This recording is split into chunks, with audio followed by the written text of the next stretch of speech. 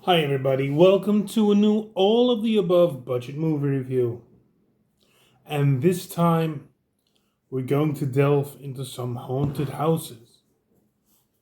It's a series I have been following since I saw the first one, and yeah, I liked it from then on, and I kept watching it and watching it. It's the House Collection, of course. Yeah, I love the first movie, House number one, or House. Not to be confused with Doctor House, of course, House MD. Yeah, this version is a real haunted house story, and it's kind of bigger than life. It has William Cat in it, who plays the greatest American hero, where we know him from, of course, and he inherited is the house from his grandma, and freaky shit happens there. I loved that one. Yeah, um, it was fun. It had humor. It had scary things. It had good special effects, and it had the music of Harry Manfredini, the guy who did the Friday the 13th music. So they couldn't go wrong with that one. And it was done by the people who did Friday the 13th. So, again, a no brainer. I love the first movie. Especially,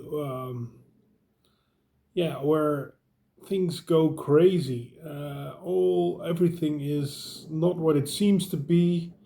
You think he shoots someone, and then it's something else, and it has a bit of Evil Dead in it, like the demon side of it. Um, yeah, I loved that. And then it was time for a sequel called House 2, The Second Story. And House 2 is a totally different story. It is no continuation of the first one. It's an entire a different story on its own. This one is a bizarre one. Mildly saying it mildly, it's a bizarre movie. Again, a haunted house. A guy who inherits a house, or yeah, goes live in a house where his yeah parents lived, or his grandparents. He was adopted. We see at the beginning of the movie. And there's some weird things going on straight from the get go. Um, yeah, this one was, like I said, bizarre. We had Aztec warriors in them, we had a caveman in them, we had a cowboy, we have an old cowboy who is the great great grandfather of Jesse, the guy starring the movie. Yeah, it's full of laughter and scary things. Um, it's a more lighthearted than the first one, but it's still a good one. So loved part two also. And then it was time for House 3, also known as The Horror Show. It was released in America as The Horror Show and in Europe as House 3, because well, we still don't know. They wanted to do something else. This was seen as a Wes Craven ripoff because it takes some ideas from Shocker and from Nightmare on Elm Street, and you could say it's a kind of a wink and a nod and of a homage, but well, a lot of things happen in that time, and it was almost a sport to, yeah, if one sort of horror movie worked, to do it and again and again and again and again.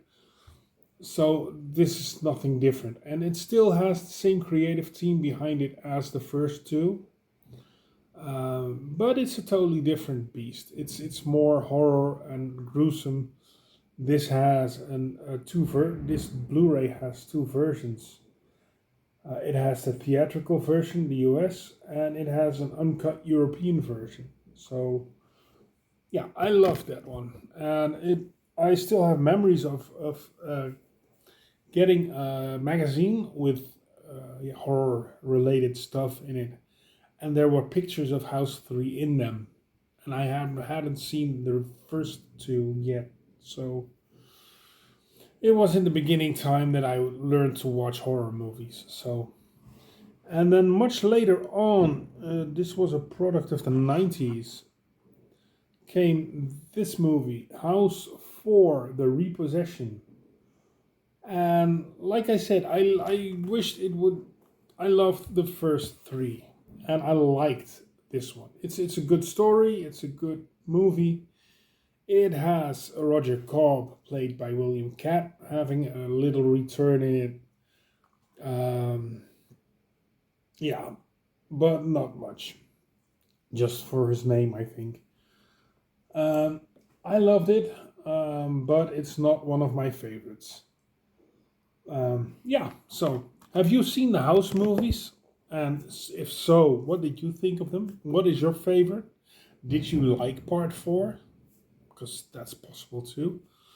Yeah, let me know down here in the comments, and you can, well, subscribe down there and like it also.